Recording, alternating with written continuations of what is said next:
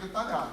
E a explicação mais detalhada demorou quase 300 anos para acontecer e veio na fórmula da teoria da relatividade. A teoria da relatividade ela tem uma história conturbada, né? Primeiro que ela tem duas etapas. A relatividade especial, que é muito simples, muito simples. A relatividade especial exige um nível de conhecimento matemático equivalente à oitava série do ensino fundamental. Muito simples. Em compensação, a relatividade geral é pós-graduação. Tá? Então, tem uma diferença muito grande. O que se baseia a relatividade especial? Tá? Não estou falando da gravidade ainda não. Eu fiz um parênteses para dizer como é que a relatividade especial nasceu. O Einstein, que foi o autor da relatividade, que por sinal ele odiava esse nome, talvez explicar por quê, ele dizia... Ele fez uma pergunta, quando ele era muito jovem, quando ele tinha 16 anos. O que vê um raio de luz? Né? O raio de luz, ele já sabia, viajava a uma certa velocidade, 300 mil quilômetros por segundo. E ele sabia que essa velocidade era uma exigência matemática, de um conjunto de equações que tinha sido descoberto no século XIX, chamadas equações de Maxwell. Então não podia mudar. Então qualquer pessoa tinha que medir esse raio de luz com a mesma velocidade. Isso era fato, porque, e foi o que ele se perguntou, o que vê um raio de luz? Porque se eu sou um raio de luz, eu ando a 300 mil km por segundo. A hora que vem um outro raio de luz na minha direção, ele emparelha comigo, 300 mil km por segundo, qual é a nossa velocidade relativa? Deveria ser zero. Se a velocidade é zero, aquilo não é mais um raio de luz e eu não vejo nada. Então o raio de luz não tem acesso ao raio de luz, ou o raio de luz é sempre um raio de luz. Então acho que começou a brincar com esse conceito e ele escapou disso através de uma alteração na adição de velocidade. Nós temos a visão newtoniana, e aí está errado também, não basta o Aristóteles, o Newton também. As velocidades são aditivas, certo? O famoso programinha de vestibular, um carro a 80 km por hora, cruza com outro carro a 80 km por hora, qual é a velocidade que eles se percebem? 80 mais 80, 160. Por quê? Porque no nosso mundo newtoniano, velocidades são aditivas. O que o Einstein falou assim, não pode. Se eu tenho um raio de luz a 300 mil km por segundo e cruza com outro raio de luz a 300 mil km por segundo, eles têm que se perceber a 300 mil km por segundo também. Eu não posso somar 300 mil com 300 mil para dar 600 mil. A adição de velocidade tem que ser um pouquinho diferente. Por quê? Porque a velocidade da luz é uma grandeza absoluta do universo. Isso é o postulado de Einstein, o segundo postulado de Einstein. Por isso que ele não gostava do termo relatividade. Muita gente resume a relatividade como teoria da relatividade, tudo é relativo. Mentira! Tá? O Einstein disse justamente o contrário. Olha, gente, existe uma coisa no universo que é absoluta. É a velocidade da luz. Por causa disso, um monte de coisa tem que ser relativa. Mas a velocidade da luz é absoluta.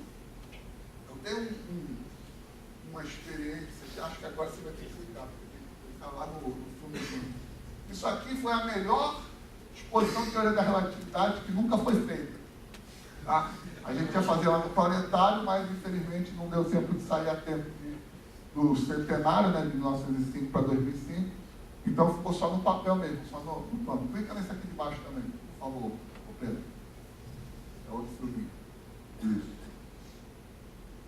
Isso aqui é um exemplo da relatividade newtoniana. Todo mundo concorda que os traços em vermelho foram feitos ao mesmo tempo, no mesmo tempo.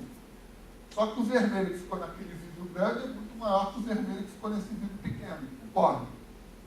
E como é que a gente explica isso de forma newtoniana? Ora, aquele vermelho que formou um V, ele tinha a velocidade do lápis, que subiu e desceu, mais a velocidade do carrinho. Então, somou velocidade, ele é mais rápido, no mesmo tempo ele fez um traço maior. Esse aqui só tinha a velocidade do carrinho, então ele fez no mesmo tempo, só tinha a velocidade do lápis, desculpa, então no mesmo tempo ele fez um traço menor. Isso é newtoniano, isso todo mundo entende. Agora, quando Einstein diz se esse traço vermelho não fosse um traço de lá, mas fosse um traço de luz, a luz não poderia somar velocidade, aí a gente começa a ficar em apuro, porque a gente não consegue explicar. Se a mesma velocidade daquele traço para esse traço, como é que aquele é muito maior do que esse ao mesmo tempo? Então aí foi que o Einstein só dar um passo atrás e falou assim, o tempo é relativo, o tamanho do traço é relativo, tudo é relativo, porque a luz é absoluta. Então é só isso que a gente precisa mudar no nosso esqueleto mental. A velocidade da luz não é aditiva. Velocidade não soma. Com base nisso, você chega a todos os resultados da teoria da relatividade especial. Contração do espaço, dilatação do tempo, amassamento. A equação mais famosa de todo mundo, de todos os tempos, é igual a MC ao quadrado. Tudo isso é resultado dessa simples descoberta. A velocidade da luz é absoluta. Tudo bem? Isso é o segundo postulado de Einstein. O primeiro postulado de Einstein é que dá um problema. Porque ele diz assim, isso vale para referenciais, para laboratórios, para sistemas que não têm força e não têm aceleração.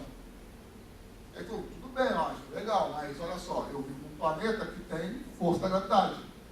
Então isso é muito legal, você leva isso lá para o meio do espaço. Acho que não vale na Terra.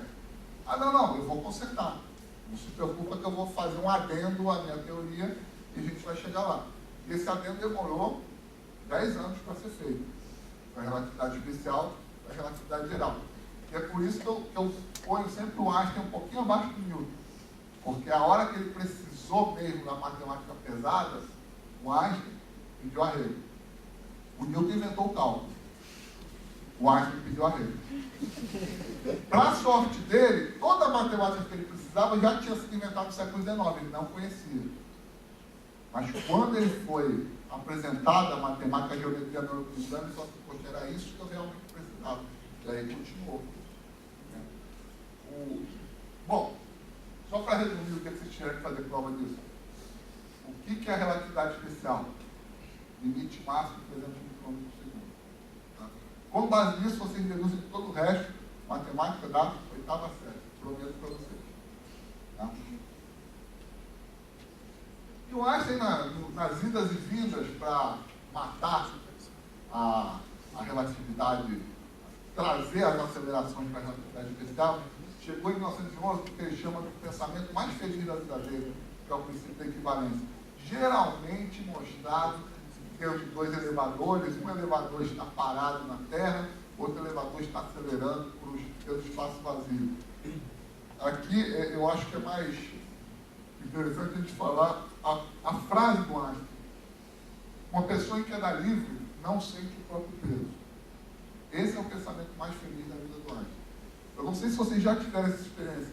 Alguém já caiu de um prédio muito alto? Eu nunca sei se é um sim ou se é um não, mas... Enfim, quando você está caindo, tudo beleza. O problema é a aceleração brusca no final, né?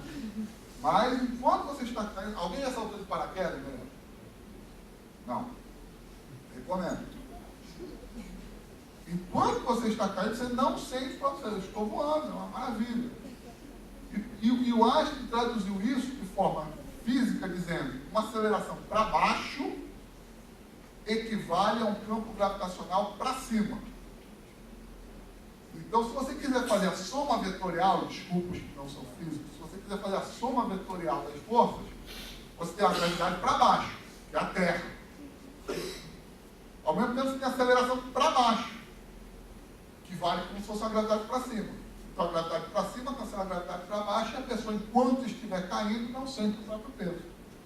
Então, quando o Einstein viu isso, ele começou a ficar muito empolgado para onde ele estava indo. Ele viu que aceleração e gravidade são, no fundo, a mesma coisa. Aceleração é uma grandeza física, a gravidade é uma força, é outra grandeza física. Mas ele viu que, pelo princípio da equivalência, as duas podiam ser tratadas de forma equivalente. Então ele chegou a essa conclusão assim, a hora que eu matar esse problema, eu fiz uma teoria de gravidade. E a gravidade é a força que move o universo, que vai ser a coisa mais bonita que alguém já fez na vida. E de fato foi. Tá? E o Einstein trabalhou, até que ele chegou no conceito que a gente costuma demonstrar, que é a gravidade como a curvatura do espaço-tempo. Quando Einstein começa a trabalhar com a força da gravidade, ele incorpora a força da gravidade na teoria dele, ele faz a teoria da relatividade geral, 10 anos depois da relatividade especial, e incorpora a gravidade a essa teoria e diz que a gravidade não precisa ser encarada como uma força, como uma ação entre dois corpos. Na verdade, a gravidade pode ser vista como uma deformação no espaço onde os corpos estão. Tá? O exemplo mais simples que eu consigo trazer para vocês é a grande diferença entre um carro e um trem. Tá? O carro ele faz a curva porque é um agente sobre ele atuando, que vira o volante, a roda mexe, e ele faz a curva. Isso é Newton. A Terra está em órbita do Sol porque o Sol faz uma força, puxa a Terra e a Terra fica em órbita. O trem faz a curva por quê? O trilho faz a curva. O trem, para ele, o trem está sempre em linha reta. Ele vai para onde o trilho for. E é isso que o Einstein diz. A presença do Sol deforma o espaço. E a Terra, andando nesse espaço, não tem outra solução que não ser fazer a órbita, porque o espaço foi deformado. Então não é uma força do Sol na Terra. É o Sol deformando o espaço. E tudo que estiver naquele espaço deformado tem que responder a essa deformação. Isso é a gravidade segundo Einstein. Já eliminou completamente o maior problema newtoniano, que era aquelas massa 1 vezes massa 2. Agora você não precisa assim, só tem uma massa, que é o Sol. Você calcula a deformação que o Sol faz no espaço e joga quantas massas você quiser e vê como elas respondem naquele espaço deformado. Tá? Uma frase de efeito assim, muito simples assim. A matéria diz como o espaço deve se curvar, o espaço diz a matéria como ela deve se mover. É uma relação circular e simbiótica. Uma coisa está ligada à outra. Tá? Então isso, agora tem uma coisa que o Einstein não resolveu. A questão da distância. A lei do Einstein funciona no mesmo parâmetro do Newton. Quanto mais próximo, maior a força.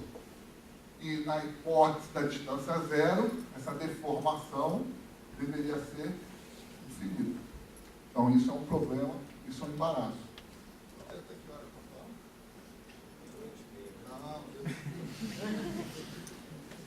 Até metade da plateia dormindo. Tá? Então, agora eu contei 3, dá para falar um bocado. Então, a gravidade, ela explicou uma coisa que não era explicada, já era conhecida, já era observada, mas não era explicada. Precessão do telhado de Mercúrio. A teoria da relatividade geral explica isso. Se você usar as equações de Einstein e das equações de Newton, você chega exatamente no valor observado para a precessão do telhado de Mercúrio. Isso aí, para os outros planetas também dá certo, só que aí Newton também dá certo, porque a aproximação casa com a realidade. E a gente vai ver que o Einstein ainda não é a realidade, é uma aproximação melhor, mas não é a realidade ainda. E uma outra coisa que o Einstein falou que parecia absurdo, mas se você lembrar de 1905 não é que a luz sofre atração gravitacional. Parece absurdo, praticamente newtoniano, porque a gravidade é uma atração entre massas, e a luz não tem massa. Mas, número 1, é igual a mc ao quadrado. Então, massa e energia são equivalentes. Então, se a luz tem energia, funciona como se tivesse massa. E número 2, a gravidade não é uma força entre massas. A gravidade é uma deformação do espaço. E se a luz atravessa o espaço, a luz tem que responder a essa deformação também. E o Einstein fez essa previsão, e essa previsão tinha um jeito fácil de ser comprovado, durante o eclipse solar. Ele falou assim, olha, se você pegar um raio de luz passando próximo ao Sol, você vai perceber que ele sofreu uma deformação. Ah, tudo bem, mas o problema de um raio de luz passando próximo ao Sol é que para eu olhar para ele, eu tenho que olhar para o Sol. E aí eu não vejo mais nada, eu só vejo o Sol. Ah, então vamos botar alguma coisa na frente do Sol. O quê? A Lua. E aí, durante um eclipse, a gente consegue observar isso. Isso foi em 1915, eu não sei se vocês lembram das aulas de história, isso é a Primeira Guerra Mundial. Então, vários eclipses foram perdidos por conta das atribulações internas acontecendo na Europa. Só foi acontecer mesmo em 1919, a Primeira Guerra Mundial acabou em 1918, E aconteceu em 2 lugares. Na Ilha de Príncipe, que fica na costa da África, que é o que todo mundo fala no mundo inteiro, e em Sobral, no Ceará, que é o que nós falamos no Brasil. Né? E nessas horas, eu acho que nós estamos muito mais corretos, porque os dados que foram usados para calcular foram os de Sobral. Tá? Mas como líder da expedição foi preguiçoso, ele saiu da Inglaterra, foi o Arthur Eddington, acho que é um famoso. Ele saiu da Inglaterra, pararam em Príncipe, deixaram uma equipe lá, ele ficou com preguiça de ver o Brasil, ficou em Príncipe. E metade da equipe veio para o Brasil. Então, quer dizer, o líder da expedição ficou em Príncipe. Então, a expedição ficou conhecida como a expedição da Ilha de Príncipe. Mas os dados mesmo foram obtidos em Sobral, no Ceará. Então, durante o eclipse do Sol, a luz faz uma curva, porque o espaço foi deformado. Então, uma estrela, veja, a estrela está em uma certa posição. O raio de luz faz curva. Nós interpretamos, equivocadamente, como o raio de luz sempre numa linha reta. Então, nós projetamos a imagem da estrela seguindo uma linha reta. Então, a estrela é vista em uma posição diferente de onde ela está realmente. Então, no catálogo, você tem exatamente a posição que a estrela tem que estar. Quando você olha, você vê que ela está numa posição um pouquinho diferente. Por quê? Porque o Sol está deformando aquele pedacinho de espaço.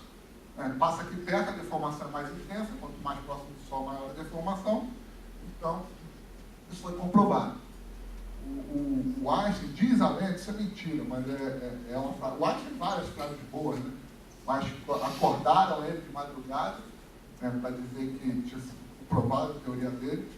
Parece que ele estava meio mal-humorado, ele disse assim, olha, se a luz não fizesse a curva, Deus estaria errado.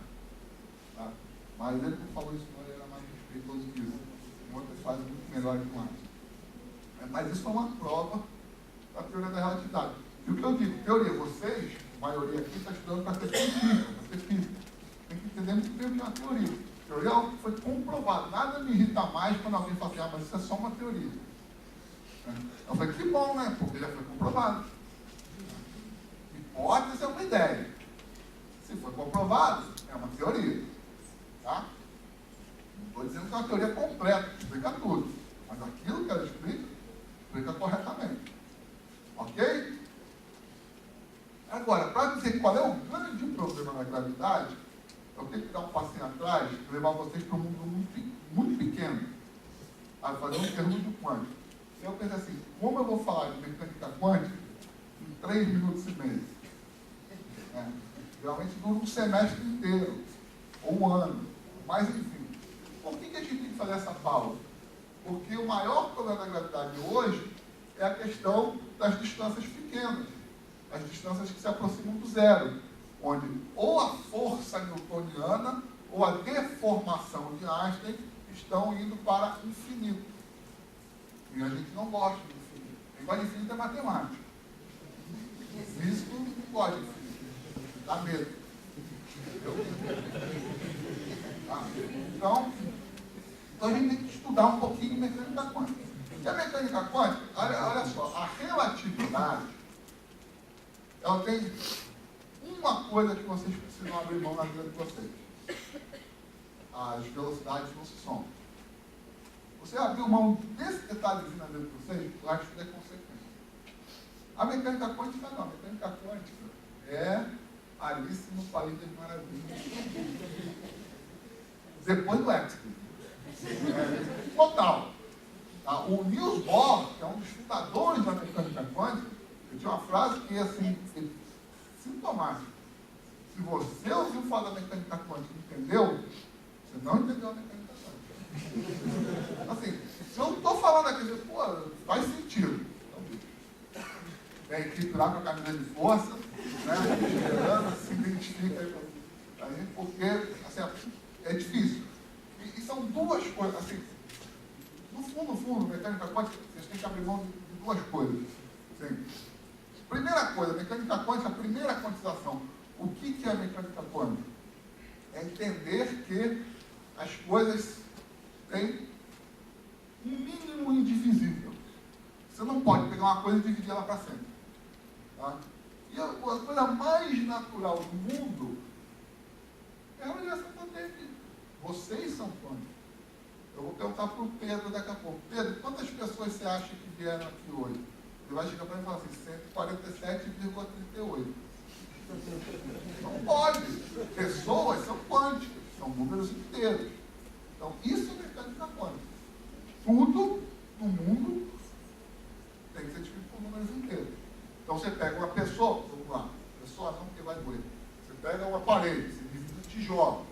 Pega o tijolo e divide em pedaços. Pega os pedaços e divide em grãos. Vai pegando grão de molécula. Molécula para... Uma hora você não consegue dividir mais. Chegou do mínimo divisor daquele sistema. Então, todo sistema tem um mínimo divisor. Isso é quântico.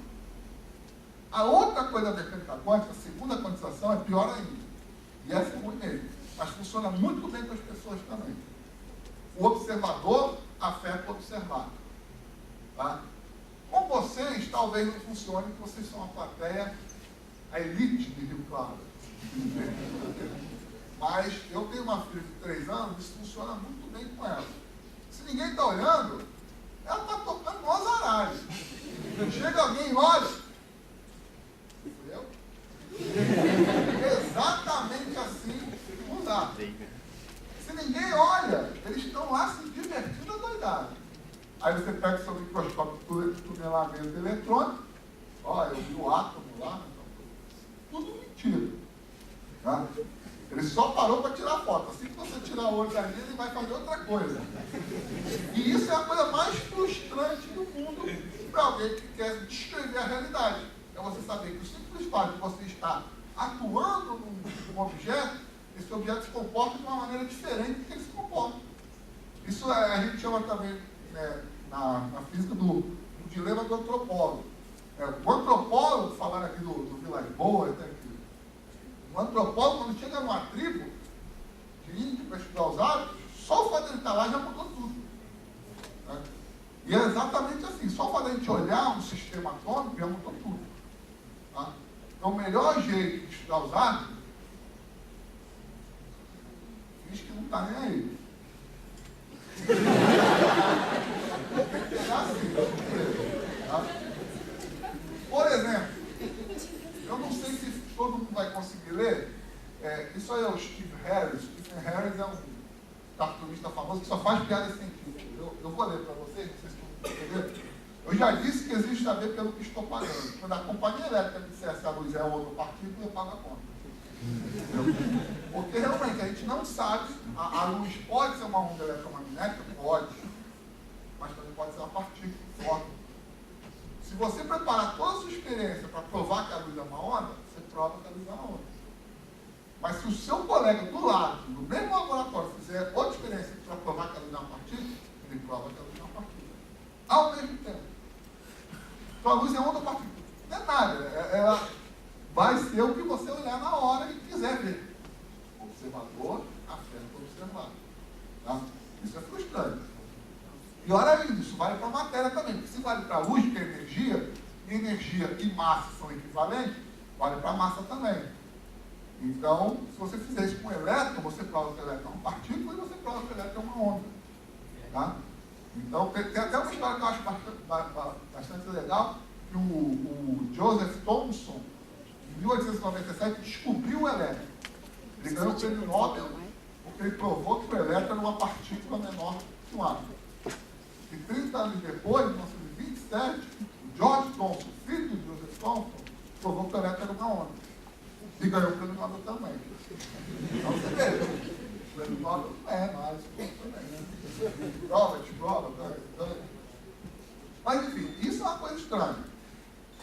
Pior ainda, princípio da incerteza. Esse foi, né, aquele momento crítico que a gente vê quem vai seguir a produção, quem desiste de estar. Muita gente desiste depois do princípio da incerteza. O princípio da incerteza é uma coisa real, te impede, e tudo baseado nisso que eu falei. Você querer observar alguma coisa, você afeta essa coisa que você está observando. Então você não consegue chegar muito perto de uma partícula. Você não consegue fazer a sua medição com precisão. Sempre vai ter um grau de incerteza. Por quê? O simples fato de você se aproximar dela para fazer a medição, você já está afetando o estado dela. Tá? Então, por isso que Na mecânica quântica, a gente trabalha com probabilidade. Tudo é probabilidade. Não existe certeza. Não existe determinismo. Existe probabilidade.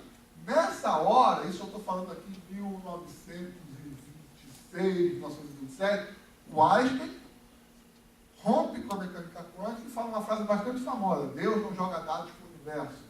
Porque ele se recusava a acreditar que o universo fosse probabilístico, um jogo de dados. Pode dar 6, pode dar 5, depende da hora que você jogar. Ele queria um universo determinista. Mas a gente sabe que não. Então, quando a gente vai tratar de sistemas quânticos, sistemas muito pequenos, a gente tem que falar de probabilidade. Então, se alguém fala assim, mas você viu o elétron? Eu falei, vi, está para aqui. Tá? Aí vai para onde? Olha, vai para lá. Você tem que ser certo. Você não pode dizer assim, olha, o elétron está nesse ponto do espaço, tem essa trajetória. Isso não existe. Aí não existe mesmo. Tá? Então, isso também é bastante frustrante. Mas é o que se apresenta na realidade. Você não pode escapar disso. Então, são essas duas coisas que vocês precisam lembrar. Principalmente, o observador afeta o observado. Com base nisso, eu vou fazer em 3 slides tudo que a gente sabe de mecânica quântica hoje. Tá? Existem 2 forças de longo alcance, que são a força da gravidade e a força eletromagnética. E 2 forças de curto alcance, que são forças nucleares. Elas atuam dentro do núcleo do átomo. Não são forças atômicas, é menor ainda. É dentro do átomo, lá no núcleo. E elas têm nomes muito pouco criativos: força fraca e força forte. As forças, 3 dessas forças, elas já foram explicadas pela mecânica quântica, que, lembra, é a parte da física que trata do muito pequeno. Então, se você pegar a interação eletromagnética e for olhando ela cada vez mais de perto, você vai perceber que aquilo é quântico. Ela é feita de partículas. Essas partículas são os fótons. Então, 3 dessas forças já são conhecidas. Você tem o fóton, que é o quantum do eletromagnetismo. Você tem os Ws, também um nome péssimo, que é o quantum da força fraca. E você tem os Druns, os quântons da força forte. Então, 3 dessas forças já foram explicadas pela mecânica quântica. Qual é a única que não foi? A gravidade. Por isso que ela merece um livro. Alguém transformou. Todos eles são coletivamente chamados de bósons, né? Uma homenagem ao Bose, o Satyendra Bose, que era um físico indiano, mas atendendo apelido lá do rapaz da plateia, gravitons. Né? Os gravitons são, atualmente, eles estão no mesmo nível. Deixa eu pegar um exemplo. Saci Pererê. Nunca ninguém viu. Todo mundo já ouviu falar. Entendeu? Então, não sei. Eu gosto da ideia, eu gosto. Mas eu não trato isso como uma realidade científica. Entendeu? É uma hipótese. Tá?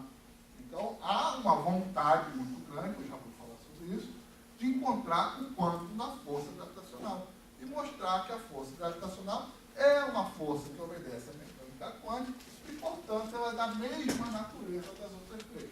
Por enquanto, isso não foi feito. Então, está faltando. Do lado da matéria, nós temos 2 grandes famílias de partículas.